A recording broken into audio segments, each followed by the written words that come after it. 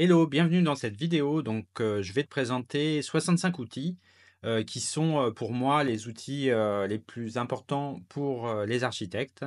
J'ai publié ce guide-là. Je te laisse le lien en description. Tu peux le télécharger gratuitement. Et je vais donc te décrire un petit peu qu'est-ce que ces outils font. Alors, ma première catégorie, c'est la catégorie des assistants IA, c'est-à-dire les IA type ChatGPT, qui te permettent de gagner du temps en automatisant une partie de tes tâches quotidiennes. Donc évidemment, le premier dans la liste, c'est ChatGPT, c'est le plus connu de toutes les IA. J'imagine que tu utilises déjà, peut-être en version gratuite, peut-être en version payante. Ça reste le chatbot le plus puissant, le LLM, le Large Language Model le plus puissant. Après, il est devancé vraiment de peu par Claude. Alors pourquoi Claude est un petit peu moins puissant, entre guillemets? En fait, il est aussi puissant, même plus puissant sur certains usages, par exemple la génération de code.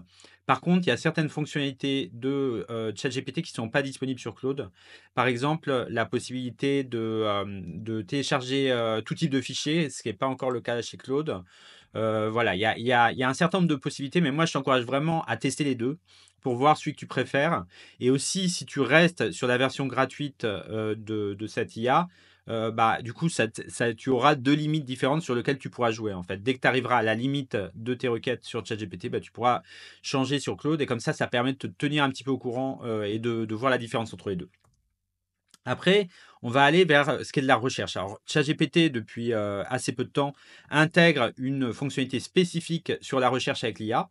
Donc, si tu ne sais pas ce que c'est la recherche avec l'IA, c'est quand, au lieu de te répondre, au lieu que le chatbot te réponde d'après sa base de connaissances, il te répond en faisant comme toi, c'est-à-dire en allant naviguer sur le web, donc avec son propre navigateur, et en analysant le contenu des fichiers, des sites qu'il rencontre pour te faire le résumé. Donc c'est beaucoup plus rapide qu'avec Google. Pourquoi? Parce que tu n'as pas à lire une dizaine de sites, tu n'as pas à avoir la publicité, tu n'as pas à choisir le site le plus important, etc. Donc il y a pas mal de choses qui sont beaucoup mieux avec l'IA.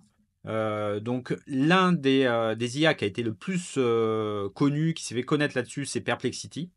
Ça reste une IA très intéressante pour la partie recherche, notamment parce qu'elle s'inspire beaucoup de la manière dont fonctionne Google. Donc, tu vois un petit peu sur le côté, il y a les sources qui sont bien mises en évidence, il y a la réponse, il y a même les questions en relation, un petit peu comme sur Google où quand tu tapes une question, à la fin, tu as une question en relation pour aller plus loin.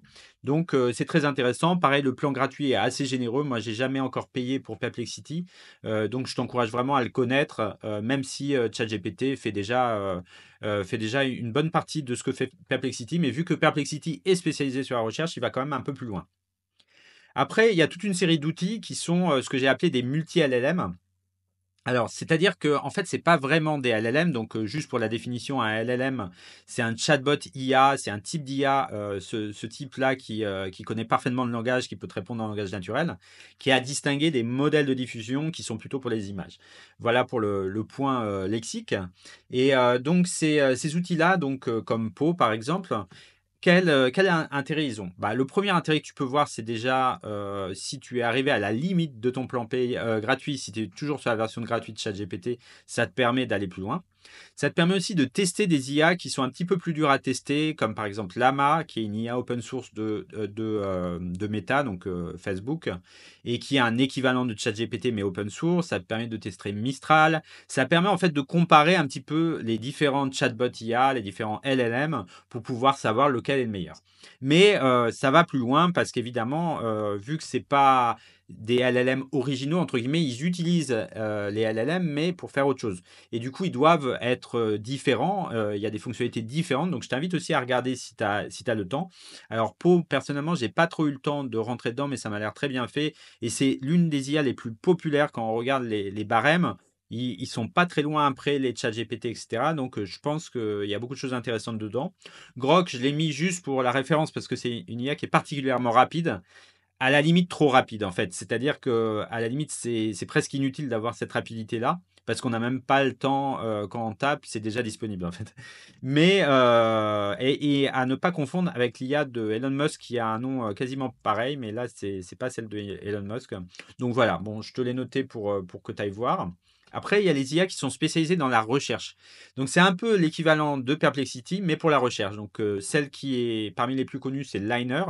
Donc, c'est quoi la différence? Bah, c'est qu'elle va chercher dans des sources différentes, hein, notamment les sources universitaires, les travaux de recherche.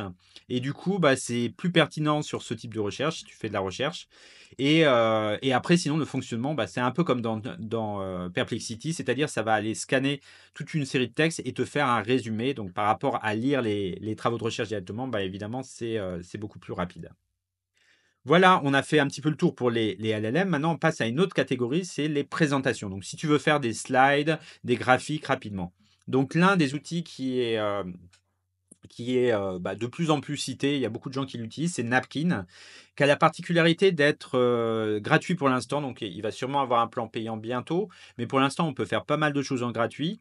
Alors moi je l'utilise pas énormément encore, mais le cas d'usage qui est le plus intéressant, c'est si tu veux faire une illustration rapide comme celle qu'on voit ici un peu à droite. Tu pas beaucoup de temps, tu veux juste prendre une série de bullet points, de listes à puces et transformer ça en graphique. Bah, pour ça, c'est idéal. Après, ça évolue pareil. Donc pour l'instant, moi, ça m'a semblé bien. Les graphiques, ils ont un style particulier, mais voilà, si tu utilises toujours ça, bah, du coup, tu vas avoir le style de Napkin. Mais je t'encourage à regarder ça si tu fais beaucoup de graphiques. Alors après, moi, je pourrais te parler il y a pas mal de logiciels, comme Chrome, je crois, je suis pas tout à fait sûr, mais dont le pitch entre guillemets, c'est, tu tapes un prompt et en quelques minutes, tu as ta présentation pour le lendemain. Moi, personnellement, j'y crois pas à cet usage-là. C'est-à-dire que oui, c'est bien d'avoir un prompt rapidement, d'avoir des slides rapidement, mais le problème de faire ça si tu connais pas ton sujet, c'est que ça va pas t'aider à bien présenter. Ça, c'est une première chose. Deuxième chose, une fois que tu as l'IA généré les slides, bah, il faut que l'outil de slide soit bien, parce que s'il n'est pas bien, en gros, si tu veux modifier quelque chose, si tu veux, je sais pas, mettre des boutons, changer les styles de texte, bah, du coup, tu vas pouvoir rien faire, tu vas pas être autonome. Et du coup, j'ai trouvé cet outil qui me sert, alors là, de manière très intensive, c'est-à-dire pour toutes mes formations en ligne, pour mes formations en session, j'utilise cet outil et je suis vraiment tombé amoureux de cette interface. Personnellement, je suis pas quelqu'un qui utilise PowerPoint. J'ai arrêté de l'utiliser il y a déjà une dizaine d'années et j'aime pas du tout l'environnement Microsoft, donc j'ai pas ce point de référence. Par contre, Google Slide, c'est quelque chose que j'utilisais régulièrement, qui était pas parfait, qui était trop complexe, avec pas mal de styles assez moches en fait. Et l'un des gros avantages d'un outil comme Pitch, c'est qu'en fait, ils vont avoir la logique d'éliminer tout ce qui est inutile et d'avoir des templates qui sont beaux par défaut. Tu les regardes, vraiment, ils sont beaux. Et donc, la combinaison des deux, déjà, ça suffit. Et plus récemment, ils ont rajouté du coup la fonctionnalité de générer d'après l'IA. Alors, personnellement, je l'utilise assez peu parce que en fait, je peux générer par d'autres moyens et le faire directement dans l'outil de Slice, c'est pas forcément mon besoin actuel, mais ça peut t'aider comme un démarrage. Pour moi, vraiment, ce cas d'usage de commencer par un prompt et avoir ses slides, c'est pas pour avoir ses slides terminés pour le lendemain, mais c'est plus pour démarrer, pour un peu t'enlever le problème de la page blanche. Alors maintenant, on change de catégorie, on va plutôt dans les comptes rendus de réunion. Alors là, je vais parler d'outils qui servent exclusivement à ça, dont c'est le but, qui sont optimisés pour ça. Alors il y en a deux qui ressortent un peu, qui sont parmi les plus populaires. Donc il y a Otter AI et le deuxième c'est Fireflies. Donc personnellement, je les ai très peu testés, donc je peux pas te faire un retour, on va dire, précis sur est-ce que ça convient pas. Mais il y a quand même un élément à comprendre, c'est la différence avec une autre méthode qui pourrait être en fait, de prendre le transcript d'une vidéo, par exemple sur Meet, et de le passer dans un chat GPT pour qu'il t'extrait le texte. Qui te fasse un résumé, qui te fasse un compte rendu de réunion, etc.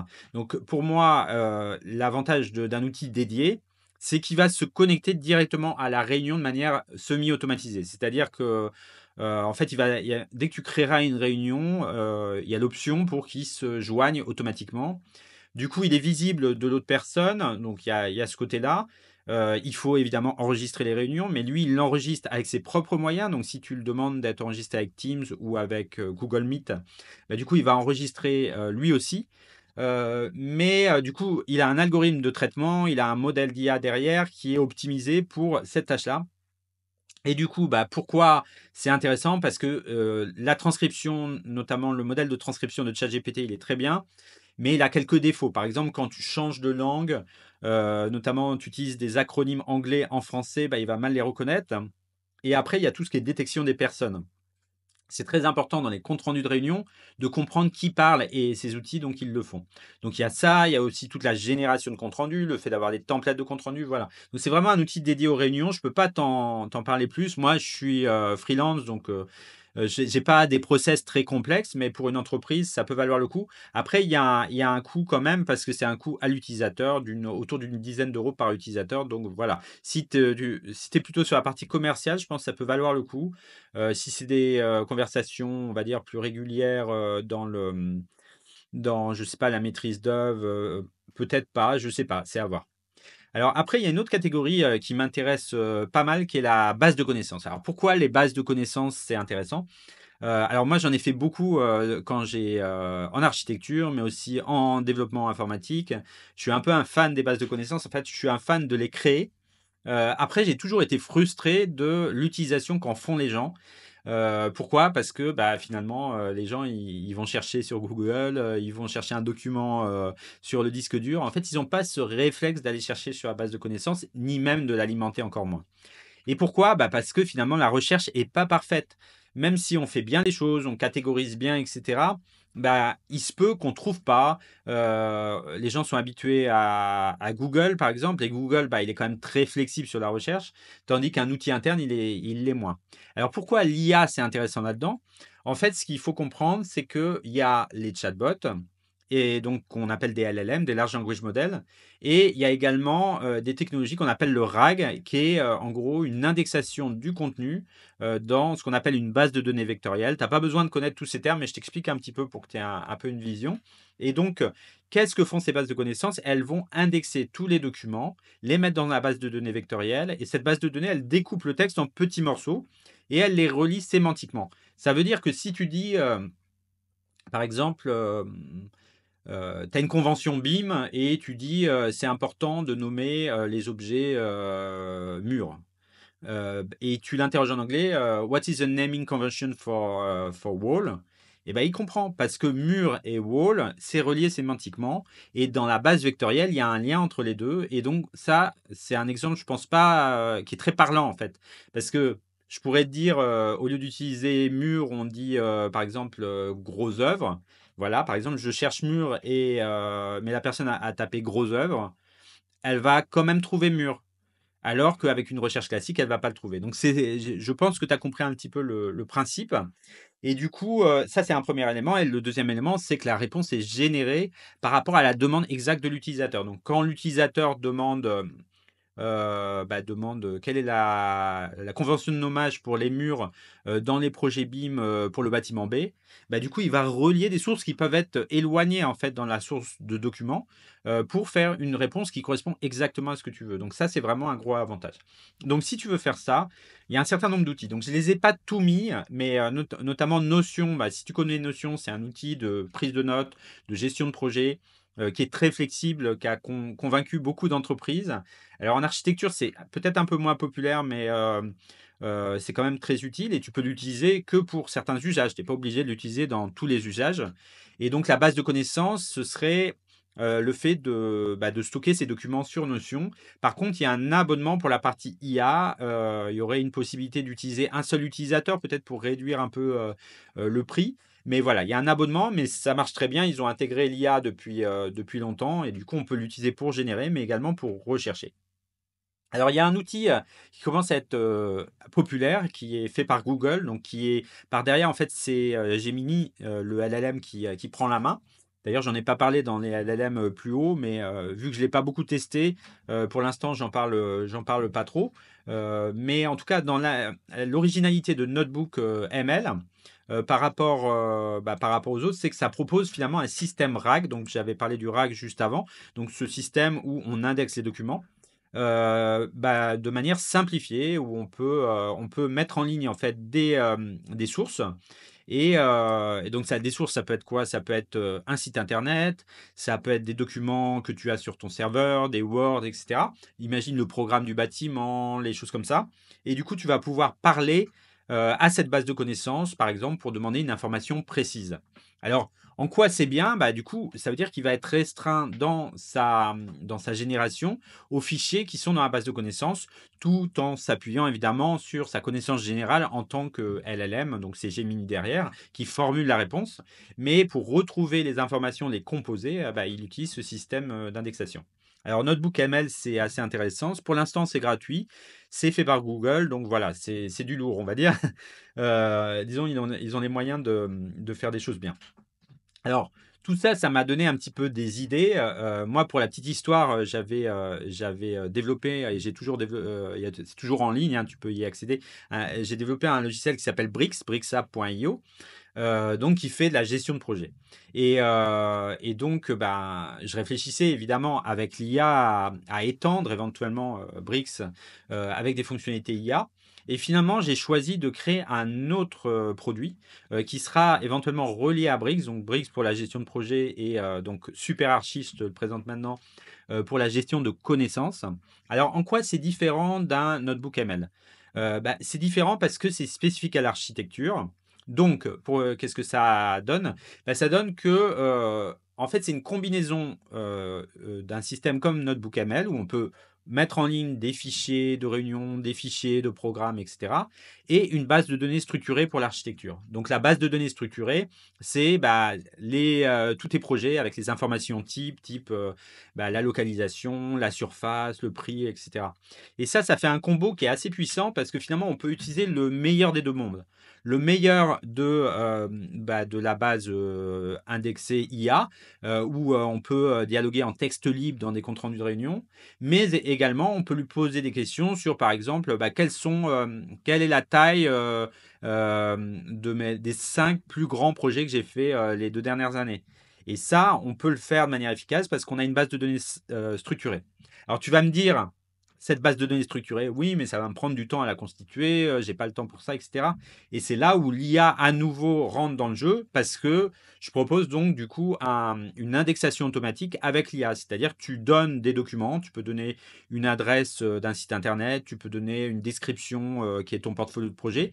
Et moi, enfin, SuperArchi va extraire automatiquement l'information pour le stocker dans cette base de données structurée. Voilà, donc je consacrerai évidemment d'autres vidéos à te montrer un peu comment ça marche. Mais si ça t'intéresse, si tu as envie de rejoindre le programme de la bêta de SuperArchi, bah, je te laisse le lien en description et je te ferai un plaisir de parler avec toi de ce projet et éventuellement d'intégrer tes demandes si jamais tu en as par rapport à des types de documents particuliers. Alors après, je suis pas le seul sur le marché, mais par exemple Civil, c'est un petit peu la même idée, mais orienté plutôt pour les ingénieurs génie civil. Voilà, donc ça combine une gestion de documents, mais également une base de données, de normes, de régulation, etc. Alors après, on a un peu l'équivalent français, parce que ça, c'est vrai que Civil, c'est plutôt dans l'écosystème américain. Et dans l'environnement français, moi, j'ai trouvé Archinorm. D'ailleurs, le lien n'est pas bon ici, mais c'est Archinorm, euh, qui propose donc de faciliter l'accès aux normes de la construction. C'est vrai que dans tout ce qui est réglementation publique, il y a vraiment un gros défi en France d'accès à la donnée, quoi. Il y a beaucoup de données qui sont propriétaires, il faut payer pour avoir accès, ou sinon c'est des sites publics qui sont extrêmement peu ergonomiques et auxquels on ne peut pas accéder via des logiciels. Typiquement, accéder via des API, ce qu'on appelle, comme on appelle.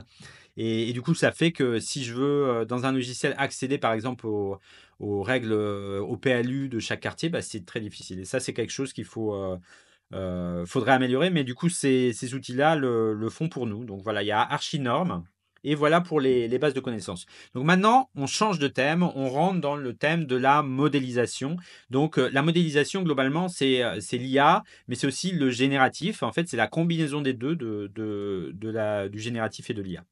Alors, Il y a un outil que tu connais probablement qui s'appelle Forma. Donc, c'est un outil qui a été fait par Autodesk, qui est un peu un complément de Revit. Et le but de cet outil, c'est de pouvoir intégrer ta maquette dans l'environnement urbain et de recevoir en entrée les données urbaines pour les intégrer. Par exemple, les données de vent, les données de trafic, etc. Mais ça aide également à visualiser la maquette et notamment plusieurs maquettes. Imagine, tu as un quartier, une ZAC, avec plusieurs maquettes BIM, bah, c'est l'outil idéal pour faire ça. Après, c'est intégré à l'abonnement Autodesk, donc si tu es déjà sur Revit, bah, probablement tu as accès, donc je t'invite à regarder ce que ça peut faire. Après, il y a d'autres outils comme Hectare, par exemple, qui a un scope plus restreint, donc il s'intéresse essentiellement aux faisabilités. Donc, c'est un outil qui nous vient de Suède. Il y a beaucoup d'outils qui viennent d'Europe du Nord. Et j'ai fait d'ailleurs une interview auprès de la fondatrice de Hectare. Donc, je t'invite à la regarder. Je mets le lien là juste en haut. Et donc hectare, l'idée c'est que on va sélectionner une zone du plan, une zone qui nous intéresse, le terrain, et l'outil va générer pour nous des variations, des variantes d'occupation du sol.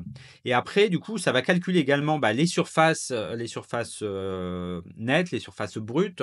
Et du coup, l'idée c'est de pouvoir comparer visuellement avec notre perception architecturale, mais également avec des données objectives à cette phase super initiale du projet pour finalement découvrir la meilleure solution plus rapidement. Alors, ce n'est pas forcément un remplacement à tout le travail de faisabilité qu'on fait avec d'autres méthodes, mais ça peut être un travail complémentaire. Et en plus, ils ont un plan gratuit qui permet de tester en tout cas l'outil sur au moins trois projets. Donc, je trouve ça assez généreux. Et comme ça te permet de voir si c'est intéressant pour toi. Alors après, il y en a d'autres. Je ne les ai pas tous testés. Par exemple, TestFit, c'est un outil qui a l'air assez puissant, qui s'oriente plutôt pour les promoteurs immobiliers, voilà, il parle beaucoup de génération de parking, de génération de calcul de surface. C'est un peu à l'américaine, je dois te dire, mais je trouve ça assez puissant. Pareil, on peut tester, donc je t'invite à regarder. Pour l'instant, je n'ai pas trop de retour direct à te faire. Donc ça, c'est pour la partie faisabilité. Après, pour la partie génération de plans, donc là, on rentre plus dans le détail. On rentre dans le travail de volumétrie. Donc en anglais, on appelle ça massing. Et il y a un outil qui ressort un petit peu, toujours qui nous vient de Norvège, du Nord, qui s'appelle Finch. Donc dans les deux cas, en fait, les gens qui sont derrière ces outils, c'est des experts du génératif, du paramétrique, donc de Grasshopper, d'outils comme ça, où en fait, en parlant avec eux, ce qu'ils expliquent, c'est que en fait, le paramétrique, c'est génial, ça permet de faire beaucoup de choses, mais il y a une sorte de fossé entre ceux qui connaissent et ceux qui connaissent pas. Et du coup, en fait, leur idée, au-delà de l'intégration de l'IA, voilà, de tous ces cas d'usage, c'est de rendre tout ce que peut déjà faire le génératif simple pour tout le monde. Donc, du coup, c'est un peu la démocratisation des outils génératifs. Alors, Finch, ça marche très bien. Alors, il y a une démo ici. Là, tu vois, par exemple, que il y a deux choses que tu peux noter. Ici, c'est ces points bleus qui correspondent au centre des pièces. Parce qu'en fait, la manière dont ça génère les plans, c'est en considérant les pièces comme un ensemble de formes géométriques qui sont reliées entre elles et qui ont une sorte de diagramme un peu comme l'issue de secours, en fait. C'est-à-dire que en reliant le centre des pièces, on peut voir que les pièces sont connectées entre elles, qu'il y a un couloir, qu'elles vont vers la porte. Donc ça, c'est leur manière de générer et tu vois que c'est un petit peu comme ça que ça marche. Et après, ce que fait l'algorithme, en fait, c'est de faire que les pièces se touchent et de générer un plan qui a du sens. Alors, ce qui est assez intéressant dans Finch, alors là, je vais montrer un petit peu la démo je crois que c'est le chef produit de Finch. Et là, ce qui montre très bien, c'est qu'il y a des règles aussi de vérification. C'est-à-dire que là, le point, il devient rouge parce que le toilette, il n'est pas conforme. Et du coup, ce qu'il est en train de montrer là, c'est comment il le corrige, soit manuellement. Alors manuellement, c'est un petit peu comme dans les environnements que tu as l'habitude, hein, Archicad, AutoCAD, voilà, Vectorworks, peu importe. Et la deuxième solution, c'est via la génération. Alors la génération, mais également via le choix de plans que tu stockes dans une bibliothèque de plans. C'est-à-dire, une fois que tu as généré une version, du coup, tu n'es pas obligé de le régénérer à chaque fois parce que, évidemment, dans la vraie vie, une fois que le plan il est validé, tu ne vas pas régénérer une autre version. Et du coup, tu as une bibliothèque de plans, mais par contre, ils ont un système pour adapter le plan, même si la géométrie n'est pas exactement la même. Par exemple, si le plan il est basé sur une largeur de 10 mètres, tu peux l'adapter à 8 mètres sans avoir à tout redessiner. Après, là, en haut, c'est, disons, un comparateur de métriques, comment on peut appeler ça, d'évaluation, je ne sais pas exactement, mais metrics en anglais, avec donc Daylight Indicator, ça va être est-ce que cette option est bien pour la lumière, CO2 efficiency, est-ce qu'elle est, elle est économe en émissions CO2, compliance, est-ce qu'elle est, elle suit la demande du programme, etc. Donc tu vois que en fait là, ce qu'on voit ici, c'est que le processus de génération, en fait, il va générer sur des centaines, ouais, des centaines d'options, ce qu'on appelle les algorithmes génétiques. Si ça t'intéresse, dis-le en commentaire, je ferai peut-être une vidéo sur le sujet des algorithmes génétiques.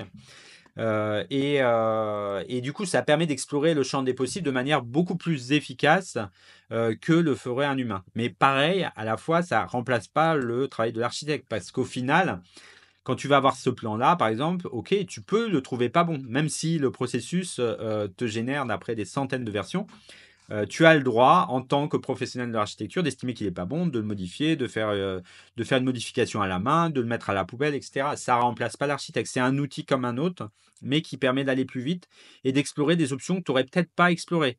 Par exemple, à propos de l'IA, il y avait une anecdote sur l'IA qui avait battu le joueur de Go, un jeu d'échecs chinois. Du coup, le champion du monde, c'était un Coréen. Et en fait, quand l'IA a battu ce joueur de Go, bah, tous les professionnels du Go, tous les maîtres de Go, ils ont été étonnés par le coup qu'avait fait l'IA. Il y a eu un effet vraiment, mais qu'est-ce qu'elle fait là? Et c'était le coup qui lui a fait gagner. Donc, on n'est pas à l'abri en architecture de faire des découvertes comme ça impromptues, où finalement l'IA nous montre des voies qu'on n'aurait même pas imaginées, et que même quand tu regardes les exemples des maîtres anciens en architecture, bah, personne n'a pensé à ça. Donc voilà, ça peut être aussi une manière de créer en s'aidant de la machine, en fait. Donc ça, c'est pour Finch. Donc c'est un outil que je t'invite à regarder, qui a une version gratuite qui va sortir en 2025. Alors, ça va pas être toutes les fonctionnalités qui seront gratuites, mais je pense une partie quand même. Et surtout, la version payante n'est pas excessive, c'est autour d'une cinquantaine d'euros. Donc moi, je trouve que ça vaut vraiment le coup. Et il y a une interopérabilité avec Revit et également avec Rhino. Donc voilà, évidemment, l'interopérabilité est quelque chose d'important. Alors après, il y a d'autres outils. Je passerai un peu plus vite parce que je les ai moins testés et je suis un peu moins convaincu. Mais il y a Architecture, par exemple, avec l'orthographe est bonne, c'est pas une faute de ma part. Et là, c'est un produit, je crois que c'est fait en Espagne, mais ça produit un bâtiment entier de logement en une seule fois. Pour moi, pour l'instant, j'en vois pas un énorme intérêt, et aussi je trouve que l'interface est un peu moins, même beaucoup moins aboutie que Finch, donc je garde en veille, c'est pour ça que je l'ai gardé ici, mais je peux pas t'en dire beaucoup plus. Plant Finder, c'est un peu la même idée avec un plugin Revit, donc peut-être si tu vas sur l'App Store de Revit, tu vas le trouver. Pareil, j'ai pas pu vraiment le tester, mais c'est un peu la même idée que Finch, donc je te laisse regarder et m'en dire ce que tu en penses. Alors, ça, c'était pour, on va dire, les générateurs de plans. Maintenant, on rentre dans une autre catégorie. Donc, Spatio, c'est aussi un générateur de volumétrie. Ça permet de générer, par exemple, tous les volumes qui sont là, ils ont été générés à la base, mais on peut aussi les éditer très simplement. Mais c'est pas ça le but premier de l'outil. Le but premier de l'outil, c'est un petit peu comme une maquette numérique. Très flexible, un petit peu comme les maquettes de travail qu'on avait avec du carton ondulé, ou avec le carton bleu là qu'il y avait quand je travaillais en architecture, c'était la mode du carton bleu. C'est Oma, Colas qui avait lancé un petit peu cette mode-là. Et du coup, on travaillait comme ça avec des volumétries assez grossières, mais très éditables en fait. Et là, c'est l'idée, c'est de combiner l'éditabilité de la maquette physique finalement avec le rendu de la maquette virtuelle, de manière à ce que tu puisses montrer finalement le résultat à un client et l'éditer très rapidement. Donc là, l'architecture paraît très définie avec des balcons et tout, mais c'est pas l'idée. L'idée, c'est pas de définir exactement comment va être le balcon, c'est plutôt de voir comment on s'implante dans la parcelle, c'est de travailler sur la volumétrie, mais également de faire des analyses de performance très en amont. Donc ça, c'est aussi un point qui est intéressant, c'est l'idée de ce logiciel, c'était pour répondre aux problèmes que dans les cycles de conception classiques, en fait, l'optimisation de la performance, c'est-à-dire la performance énergétique, la performance lumineuse, elle se fait trop tard dans le cycle de conception, et du coup, on a du mal à changer. Voilà, donc je t'invite aussi à regarder. Il y a le plan gratuit qui arrive en 2025 aussi. Sinon, Le prix initial était un peu cher, c'est la remarque que beaucoup de mes élèves m'ont fait, mais je pense que ça va se démocratiser là en 2025. Et je t'invite également à regarder la vidéo que j'ai publiée sur cette chaîne, donc je te mets le lien là tout en haut. Après, on a Snaptrude. Le nom est un peu dur à prononcer. Snap, c'est l'accroche-objet en anglais. Et Trude, c'est comme extrude. Donc, c'est voilà, c'est du vocabulaire typiquement du domaine. Donc, c'est un outil qui est très intéressant par la facilité d'édition. C'est une sorte de Revit. En fait, pour le résumer de manière très simple, c'est comme une combinaison de Revit et de SketchUp, c'est-à-dire la facilité d'édition de SketchUp. Et pourtant, c'est du BIM, il y a toute la définition du BIM et surtout, il y a une interopérabilité dans les deux sens avec Revit. Donc, l'idée, c'est de dire qu'en phase d'amont d'un projet, en fait, Revit, c'est un outil qui est trop lourd. Voilà, on ne change pas facilement les choses dans Revit. On a besoin de définir à la main beaucoup, beaucoup de choses avant de commencer. Et quand on commence un projet, c'est pas ce qu'on a envie de faire. Du coup, ça crée un peu une scission entre les gens qui vont aller sur SketchUp pour avoir plus de souplesse, les gens qui vont rester sur AutoCAD, etc. Donc Snaptrude, ça résout un peu le problème en disant, bah, on reste en 3D, c'est toujours du BIM, mais en même temps, on peut commencer de quasiment que des formes. On peut même générer des formes d'après un programme, donc c'est là où il y a du génératif, mais le génératif et l'IA vont venir plus en masse en 2025. Et surtout, grosse sujet, c'est la collaboration.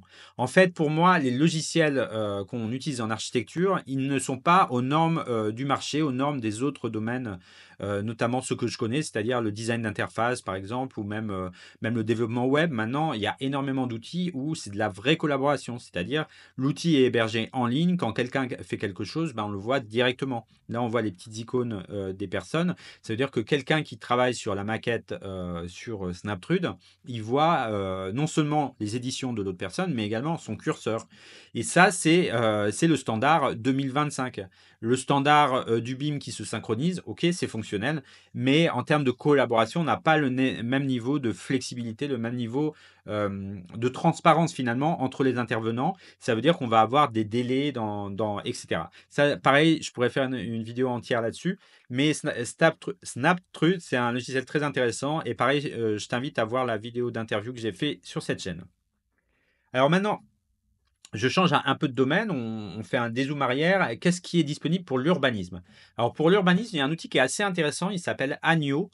Ainio. Là, pareil, il y a un problème d'orthographe. Donc A-I-N-O.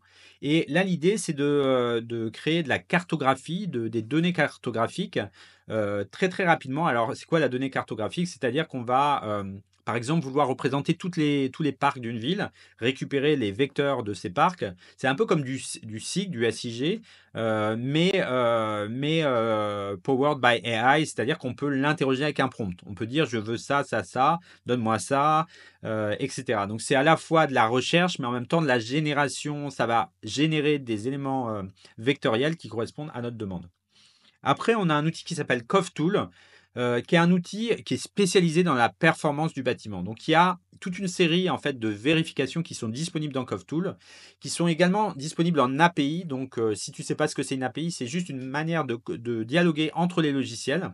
Donc, ça veut dire que si tu as un logiciel interne, si tu utilises un autre outil, cet outil, peut-être, il dialogue avec CovTool pour récupérer des infos, pour faire des calculs, parce que chaque logiciel ne peut pas être au top de tous les domaines. Et lui, ils sont spécialisés dans la performance énergétique. Donc, je t'invite à regarder ce qu'ils font. Et pareil, on a une vidéo sur la chaîne, donc je te mets le lien en haut de cette vidéo. Alors après, il y a Giraffe. Giraffe, c'est un outil qui est assez intéressant, qui est un outil plutôt au niveau urbain pour faire des aménagements urbains. Donc là, c'est comme si on a, par rapport à Hectare, là, on a fait un peu un dézoom. On voit la ville dans son ensemble et on peut créer de la génération très rapidement. On peut évaluer les données urbaines. Donc là, on est un petit peu comme format. Et l'interface est très agréable. On voit que c'est une équipe de développement dynamique, ce qui n'est pas vraiment le cas de Forma, je pense. C'est-à-dire Forma évolue peu, tandis que Giraffe, ça évolue beaucoup. Ils intègrent l'IA, etc. Donc voilà, c'est un produit à suivre. Pareil, je pense qu'il y aura une vidéo de prévue parce que j'aimerais bien interroger l'équipe de Giraffe. Donc voilà, si vous parlez français éventuellement, vous pouvez me contacter. Sinon, je les contacterai. Après, il y a Urbanist AI. Alors ça, c'est quelque chose dont j'ai entendu parler à une conférence que j'ai fait à Toulouse sur l'IA. pour des concepteurs lumière et j'ai trouvé ça intéressant parce que ça m'a fait penser à des outils, hem dont on parlait il y a quelques années, dans les années 2014 à peu près, 2015, c'était un peu la mode du crowdsourcing, du collaboratif, de l'open source. Et finalement, c'est un peu la même idée, mais différent aussi. L'idée, c'est quoi? C'est de dire que des aménagements urbains, ben, c'est dur à imaginer pour les habitants de la ville. Et donc, l'IA générative, l'IA qui fait des images, elle permet, de donner un aperçu qui soit réaliste et qui, du coup, permet aux habitants de donner leur avis, de dire si c'est bien, si c'est pas bien, et cetera. Donc c'est une sorte d'intermédiation et je trouve que c'est un usage assez intéressant. Voilà, donc maintenant on rentre, un peu dans le BIM. Alors, dans le BIM, j'ai un peu moins de choses. Peut-être j'ai mal recherché, peut-être, voilà, si tu connais des outils, que j'aurais oubliés, je suis vraiment, preneur pour les connaître. Mais, j'avoue que j'ai été un peu déçu par ce qui existe en standard si on s'arrête au BIM, traditionnel, c'est-à-dire les logiciels comme Archicad, comme Revit. Donc j'ai trouvé Glyph, qui est pas vraiment de l'IA, mais peut-être il y a un peu d'IA quand même dessus. Oui, il y a un peu d'IA parce qu'en fait, l'idée, c'est quoi? C'est d'automatiser tes tâches dans Revit. Donc, l'automatisation elle-même, c'est pas de l'IA, c'est juste, le logiciel Glyph, parle à, Revit pour faire des tâches comme, par exemple, dimensionner, mettre des cotations, par exemple, faire des vues et cetera et on lui parle avec un prompt. C'est-à-dire que, voilà, il y a pas besoin d'apprendre des commandes, il y a pas besoin d'avoir une liste de commandes et cetera. Il y a peut-être quand même de l'IA ou un algorithme, en tout cas, pour placer les cotations, des choses comme ça. Donc, j'ai pas pu le tester directement parce que j'ai pas accès directement à Revit. Mais ça semble intéressant et en tout cas, l'idée, c'est ça, c'est automatiser les tâches quotidiennes qui nous prennent du temps inutilement. Alors après, il y a un outil qu'il faut que tu connaisses si tu le connais pas, c'est Speckle. Donc lui, il résout quel problème? Il résout le problème de l'interopérabilité, c'est-à-dire le fait que pour échanger entre un Archicad, un AutoCAD, un Excel, un Rhino, un Grasshopper, en fait, on est obligé d'exporter via des formats qui sont pas parfaits, via l'IFC, via d'autres formats. Excel, par exemple, si on veut exporter les surfaces du bâtiment. Et c'est des exports, c'est pas des synchronisations. Donc ça veut dire que si tu refais un changement après, tu vas refaire un export, mais la personne, enfin par exemple ton économiste de la construction, il va pas savoir quelle est la bonne version. Idéalement, la synchronisation est beaucoup mieux. C'est-à-dire la synchronisation, si tu fais un changement, soit c'est synchronisé en direct, donc c'est mis à jour chez la personne, ou soit c'est à la demande. Tu publies une mise à jour et la personne la tire si elle veut mettre à jour sa base de données. Et ça se joue via des plugins Speckle qui sont intégrables dans tous ces logiciels. Et après, il y a un serveur Speckle où sont stockées finalement la géométrie, les données en fait, dans un format propre et interopérable. Quand je dis propre, c'est un format bien pensé, mais aussi standard, on va dire, entre tous les systèmes. C'est pas d'IFC, mais c'est quelque chose qui est optimisé et c'est open source. Ça veut dire que le code, tu peux très bien reprendre, créer ton propre serveur Speckle. Pareil, si ça t'intéresse, je peux faire un tutoriel sur comment installer son propre serveur Speckle, ou tu peux utiliser leur serveur Speckle hébergé qui est payant, mais voilà, ça peut valoir le coup au début, ne serait-ce que pour voir comment ça marche.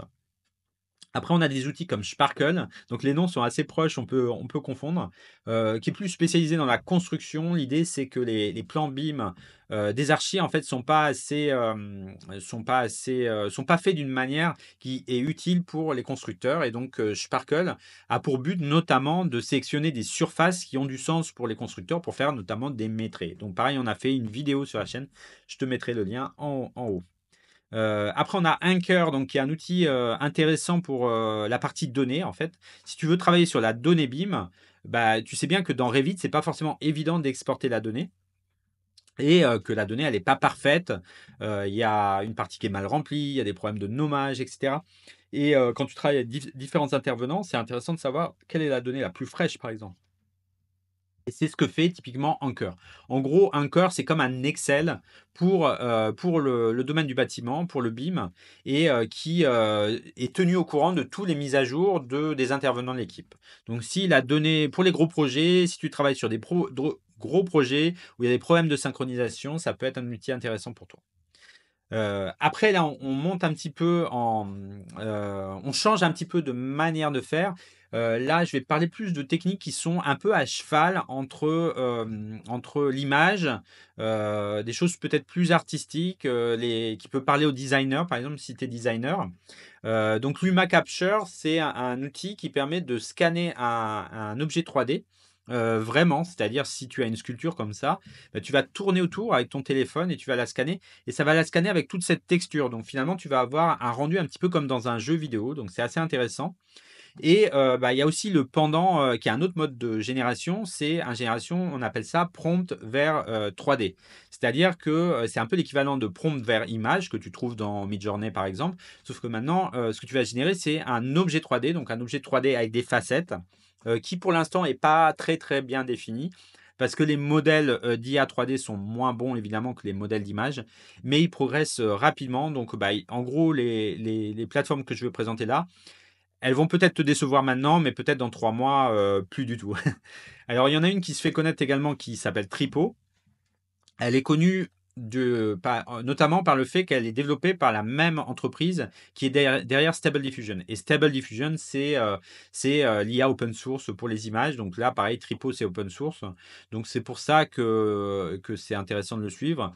Et personnellement, j'ai pas encore beaucoup testé, mais j'ai vu des exemples sur LinkedIn de connexion entre Tripo et les outils comme Confi UI. Donc, ils ont des outils de génération d'images où on peut partir d'une image pour aller vers la 3D en utilisant Tripo. Et ça me fait une belle transition vers Viscom. Donc, dont c'est exactement le principe, c'est-à-dire de partir d'une image. Donc, c'est plutôt conçu pour les designers, mais ça peut évidemment être utilisé par les architectes. L'idée, c'est qu'on part du carnet de croquis. Et après, on fait une image à la main. Cette image à la main, bah, on la rend avec l'IA, donc ça crée quelque chose de réaliste. On change éventuellement les matériaux. Et après, on la passe en 3D. C'est-à-dire qu'il y a un moteur, en fait, une IA, qui va transformer l'image 2D en image 3D et on va pouvoir exporter l'image 3D pour l'importer dans notre logiciel. Donc ça, je pense que c'est un logiciel que tu dois tester si tu es, par exemple, designer, architecte d'intérieur. Ça peut être un outil très intéressant pour toi. Alors, ça, je l'ai cité Spline parce que j'adore l'interface et c'est très amusant. C'est un outil de 3D en ligne. Donc, si tu n'as pas de solution de 3D gratuite bah, tu peux tester celle-là. Évidemment, les usages sont limités parce que c'est pas conçu pour l'architecture, mais c'est très intéressant de voir comment c'est fait. Et ça intègre donc un générateur 3D. Donc, imagine là, si tu veux faire une petite illustration, c'est plutôt conçu pour les illustrateurs qui travaillent avec la 3D, mais on peut le détourner aussi dans le domaine de l'architecture. Heu, Zo, c'est une autre approche. Donc cette approche, c'est de dire que, les logiciels de conception, c'est pas que, des lignes qu'on dessine avec la souris, mais c'est également on peut les dessiner avec du code, si ça t'intéresse, ou avec des prompts. C'est-à-dire que tu dis avec un prompt: «Je veux faire» par exemple, là c'est un élément mécanique parce que Zo est optimisé pour l'instant pour, les, concepteurs ingénieurs mécaniques. Et donc, c'est quoi l'avantage de faire ça? C'est qu'à partir du moment où, la conception, elle est écrive on peut l'écrire en code, même si tu touches pas au code. Ça veut dire que tu peux faire du versionning dessus, c'est-à-dire suivre les versions, revenir en arrière, faire s'il y a un changement de quelqu'un et un changement d'une autre personne, tu peux, ce qu'on appelle merger les changements, c'est-à-dire les mettre ensemble. En fait, il y a tout l'univers du code qui s'ouvre à toi. Il y a les IA génératives qui travaillent sur le code qui sont super puissantes, qui peuvent être utilisées. Donc pareil, c'est quelque chose d'un peu expérimental. C'est pas peut-être totalement utilisable, notamment si tu es architecte. Si tu es ingénieur mécanique, c'est peut-être un peu différent. Dis-moi en commentaire si cet outil t'a intéressé. Et je vais terminer par la partie image. Ça commence à être un petit peu long. Je vais passer un peu plus vite parce que c'est déjà un petit peu connu. Mais DALL-E, donc c'est l'IA pour les images qui est intégrée à ChatGPT. Midjourney, bah, tu le connais certainement, c'est l'IA pour les images qui est essentiellement adaptée, on va dire pour l'instant, plutôt pour les images d'inspiration en architecture. Mais il y a une fonctionnalité qui est arrivée assez récemment qui permet de créer des images d'après une image de contrôle, c'est-à-dire une image, par exemple un croquis, une 3D au trait. Et ça va permettre aux architectes aussi de l'utiliser pour faire des rendus. Pour l'instant, c'est limité à la version payante sur un an, donc j'ai pas encore accès personnellement. Après, il y a toute l'école de Stable Diffusion. Donc Stable Diffusion, si tu connais pas, c'est une IA open source. Donc open source, ça veut dire qu'on peut la télécharger sur son poste, qu'on peut l'exécuter en local. On peut aussi l'exécuter à distance sur des serveurs, mais on peut l'utiliser en local. Moi, je l'ai fait, je l'ai sur mon poste. J'ai fait pas mal de tutoriels d'ailleurs dans mon blog, je te laisserai peut-être le lien également en description. Et donc Stable Diffusion, bah, c'est ce qui, alimente la plupart des outils images que tu connais, à part, ceux que j'ai cités au début, donc Midjourney et DALL-E. Stable Diffusion, on peut l'utiliser avec des logiciels, qui sont payants, qui sont gratuits, et sinon on peut l'utiliser avec des éditeurs. Donc il y en a plusieurs. Il y a Automatic 111, mais celui qui est le plus puissant et que je te recommande si tu veux utiliser Stable Diffusion, c'est Confi.ui. Confi.ui, il est fait avec des boîtes de configuration comme ça que tu peux assembler, et tu peux faire tous les process que tu veux. Donc ça peut être générer des images avec l'IA, ça peut être transformer tes images, ça peut être rajouter du texte, ça peut être plein de choses. Et tu vas voir que, en fait, c'est un peu l'équivalent. Si tu imagines Photoshop et tu imagines Revit, bah, pour Revit, il y a Dynamo. Et pour Photoshop, il y a Confi.ui. C'est un peu l'équivalent, avec évidemment l'IA dans tout ce que tu fais, mais tu peux l'utiliser aussi pour autre chose que l'IA. Focus, c'est un autre éditeur qui est plus simplifié. Donc, si ça t'intéresse, tu peux aussi regarder de ce côté-là. Donc ça, c'est on va dire, c'était les IA propriétaires, plus, tout l'écosystème, Stable Diffusion. Maintenant, ça, ce que je te présente maintenant, c'est des outils qui sont simplifiés. Donc ils sont basés sur Stable Diffusion, mais donc forcément avec un certain nombre de limites. Mais là, ce qui m'intéresse notamment dans Get Image AI, c'est l'image de référence, parce que ça, c'est la fonctionnalité de Stable Diffusion qui est très importante pour les architectes, parce que ça permet de contrôler l'image d'après un croquis, d'après un plan. Alors, il y a Get Image AI, il y a Pronai qui a été aussi assez connu. Krita, c'est un petit peu autre chose. Ça veut dire que tu peux utiliser Stable Diffusion, mais en local, depuis un éditeur qui est un éditeur open source, donc un peu un équivalent de Photoshop, mais open source. Donc, si ça t'intéresse de développer quelque chose en local qui ressemble à Photoshop, mais qui intègre l'IA, plutôt que partir sur quelque chose de totalement différent comme Stable Diffusion et Confi.ui, voilà, ça peut être une option. Tu as Leonardo, Dream Studio, voilà, il y en a beaucoup, beaucoup. Crea, il est un petit peu différent parce que Crea, il est, on va dire, son positionnement, c'est vraiment la création, comme son nom l'indique. Et du coup, tu peux faire notamment de la génération rapide où tu tapes un prompt et immédiatement, au moindre mot que tu tapes, ben, l'image change. Tu peux faire également de la vidéo.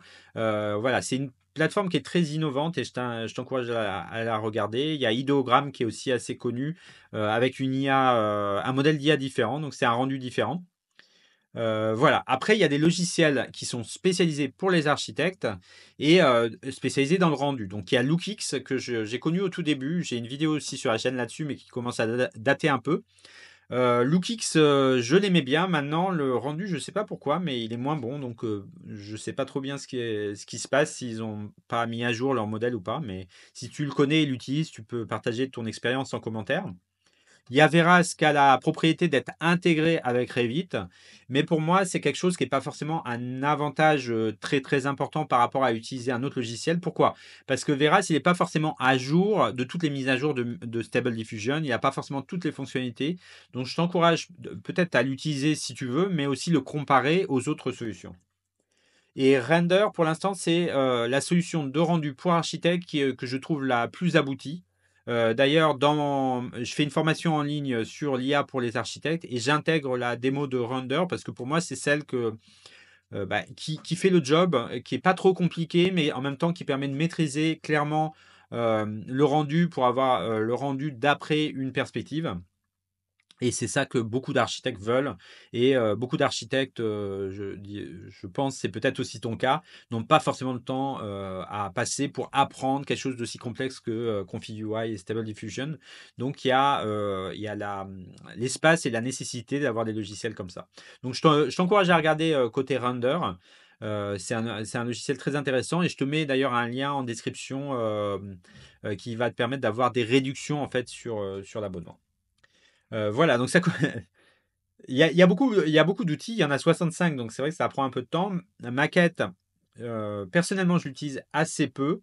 Je ne l'ai pas beaucoup testé. Je sais qu'il est quand même populaire, mais il est plutôt pour des maisons individuelles, donc forcément les cas d'usage vont être un peu limités. Architecte GPT, pareil, c'est un outil qui est plutôt pour les architectes d'intérieur, avec des cas d'usage comme remplacer les meubles, changer la couleur de la tapisserie, etc. Donc c'est des choses qui peuvent être faites avec d'autres logiciels, mais voilà, ces logiciels-là sont spécialisés pour ça. Et maintenant, on rentre dans la vidéo. Alors la vidéo, est-ce que ça t'intéresse en tant qu'architecte? Peut-être, peut-être pas, mais réfléchis-y parce que maintenant, ça devient de plus en plus simple de partir d'une image statique et de la passer en vidéo. Et d'ailleurs, je ne sais pas si tu vois dans les agences immobilières, ils commencent à utiliser ça. Et ça donne, bah, du coup, bah, c'est plus vendeur de voir le bâtiment s'animer. Alors, c'est pas forcément des vidéos où on tourne autour du bâtiment, mais ça peut être tout simplement des vidéos où on fait un travelling avant-arrière et du coup, ça crée une profondeur. Alors, le plus connu de ces logiciels-là, c'est Runway. Donc, tu peux créer un compte. Pareil, il y a des crédits à la création du compte, donc tu peux vraiment tester les fonctionnalités. Et c'est intéressant, à mon avis, de les regarder. Après, on a aussi des choses liées au brainstorming. Donc, le brainstorming, c'est vraiment la recherche d'idées, mais la combinaison entre la recherche d'idées textuelles, mais aussi à partir d'images. Et cet outil, donc, qui est conçu pour les designers d'intérieur, en fait, il peut être utilisé pour créer des idées, notamment, mais en même temps pour partir d'images, les mettre ensemble, faire des collages et créer une perspective d'après ça. Donc c'est très intéressant. Bah, Créa, je l'ai déjà cité, mais ça convient aussi pour ça. Voilà, donc là on rentre dans une autre catégorie, c'est l'automatisation, la base de données. Donc cette vidéo est peut-être un peu longue, mais je veux la faire complète, comme ça bah, au moins j'aurai la description complète de tous les outils que je présente dans mon guide. Donc je te rappelle, ce guide est téléchargeable, je te laisse le lien en description, c'est gratuit. Comme ça, tu as accès au lien vers tous ces outils. Alors, l'automatisation, c'est quoi? C'est quand tu utilises l'IA, mais pas que, tu utilises aussi ce qu'on appelle le no-code euh, pour relier les logiciels entre eux. Imagine, tu as, à chaque fois que tu fais un rendez-vous, tu as sûrement un rendez-vous sur ton agenda, donc ça peut être l'agenda de Google, l'agenda de Microsoft, et tu voudrais qu'à chaque fois que ça arrive, en fait, il y ait une action automatique. Par exemple, créer un document Word qui va être ton point de rendez-vous. Bon, c'est un truc tout simple, il y a beaucoup d'autres cas d'usage. Mais donc pour faire ça, il y a un certain nombre d'outils. Bah, celui que je te recommande, c'est Make. Je l'utilise d'ailleurs dans toutes mes formations en ligne que tu trouveras donc sur mon site futurarchi.co. Ben, en gros, j'utilise toujours Make. Pourquoi? Parce qu'il est visuel, il est simple à utiliser et il est puissant. Donc, il a un petit peu toutes les qualités. On peut l'utiliser en gratuit et après, il y a un plan payant. Donc, lui, il permet de relier les applications entre elles. Donc là, en l'occurrence, le cas d'usage que j'ai cité, ça peut être par exemple Google Calendar avec Google Doc ou bien Microsoft 365 calendrier avec Microsoft 365 Word. Donc, ça crée des événements. À chaque fois qu'il se passe quelque chose dans un logiciel, ça crée quelque chose dans un autre. Ça, c'est un cas d'usage. Mais ça peut aussi utiliser les IA comme ChatGPT. Donc, ça veut dire, c'est là où ça devient très intéressant parce que bah, finalement, on peut faire des actions qui sont totalement custom, totalement. C'est à toi de dire ce qu'il faut faire. Le prompt, tu peux le faire aussi long que tu veux. Tu peux l'améliorer avec le temps. Donc, c'est vraiment très intéressant. Si tu voudrais avoir une introduction à l'automatisation, j'en ai une sur mon site. Je te laisserai également le lien en description. Donc, c'est une introduction aux automatisations IA et à l'utilisation de Make. C'est gratuit, pareil. Après, on a Airtable. Donc, Airtable est souvent combiné avec Make. Pourquoi? Parce que Airtable sert pour stocker les données. C'est-à-dire, quand tu as des rendez-vous dans ton calendrier, tu peux faire l'action en direct, mais souvent, c'est plus pratique en fait de stocker des données, notamment sur ce rendez-vous, pour pouvoir les retrouver après, pour pouvoir rajouter des informations. Et Airtable, c'est un peu comme un Excel, mais vraiment beaucoup plus puissant, beaucoup mieux structuré, et où tu ne peux pas dérégler les données en fait. Tu peux avoir des milliers de données et que ça reste toujours très clair, ce qui n'est pas le cas d'Excel. Et après, bah, comme disent les anglo-saxons, the sky is the limit parce que tu peux vraiment connecter avec beaucoup, beaucoup de choses et notamment connecter à ce qu'on appelle une API. Une API, c'est l'utilisation d'un logiciel, non pas en se connectant dessus, mais via un autre logiciel. Donc, c'est-à-dire, en l'occurrence, via Make. C'est Make qui va appeler ce logiciel. Donc, ça, par exemple, c'est une API qui permet, Replicate, qui permet de créer des images avec l'IA, mais sans avoir les modèles d'IA sur son disque dur, en fait. C'est-à-dire, si tu veux avoir une image au top de la technologie Stable Diffusion, bah, tu peux l'avoir sans rien avoir à installer et pour un prix qui est très modique. Segmine, ça permet de faire des combinaisons entre outils IA. Flowwise, c'est pareil, ça permet de combiner en fait des processus en fait, de chatbot. Après, on peut avoir des bases de données, etc. Ça devient un petit peu plus complexe. Je ne rentre pas trop dans le détail, mais c'est des outils qui permettent vraiment de faire des process qui sont un peu plus élaborés. Et Bardeen, ça fait aussi de l'automatisation, mais de manière, on va dire, peut-être plus simple si tu n'as jamais eu de l'expérience avec ces plateformes d'automatisation. Bardeen, le principe, c'est un peu automatiser ce que tu fais déjà, quoi. C'est-à-dire, si tu vas sur un site, tu veux prendre la donnée de ce site et que tu fais ça régulièrement, bah, automatise-le avec Bardeen. Si tu veux cliquer tout le temps, tu dois cliquer à tel endroit sur tel site, tu peux l'automatiser avec Bardeen. Voilà, c'est des scénarios que tu pourrais faire à la main, mais Bardeen, il va automatiser ton navigateur pour le faire. Et Templated, c'est un outil qui permet de créer des visuels. Alors là, pas des visuels, des images IA, mais on va dire des slides, par exemple, d'après, par exemple, une base Airtable où tu vas lister les données de tes slides et les slides, elles vont rester inchangées dans leur format. Par contre, les données vont changer. Donc, pareil, c'est une API qui est intéressante. Voilà. Donc, on a fait le tour de mes 65 outils. Bon, j'espère que c'est pas trop. Peut-être je devrais répartir en plusieurs catégories pour aller plus dans le détail. Alors, ces outils, c'est une chose, mais après, ce qui est important, c'est de comprendre le paysage global, en fait, savoir comment utiliser l'IA, savoir qu'est-ce qu'est l'IA déjà, quels sont les principaux cas d'usage, qu'est-ce qu'elle peut faire vraiment, comment le faire, etc. Et c'est pour ça que j'ai créé une offre de formation, donc qui est à la fois des formations en ligne que tu trouveras sur mon site futurarchi.co et à la fois des formations en session ou intra-entreprise. Et typiquement, j'ai découpé le problème en 4 grands piliers. Donc, c'est quoi l'IA? C'est quoi les cas d'usage? Les assistants IA, tout ce qui est ChatGPT, les images avec l'IA, et enfin, tout ce qui est architecture générative avec l'IA. Donc, il y a un certain nombre de formations, notamment sur ChatGPT, qui sont déjà disponibles en formation en ligne. L'avantage des formations en ligne, c'est que tu peux te former à ton rythme et c'est des petites vidéos, donc tu peux y aller vraiment progressivement, qui sont mises à jour d'ailleurs.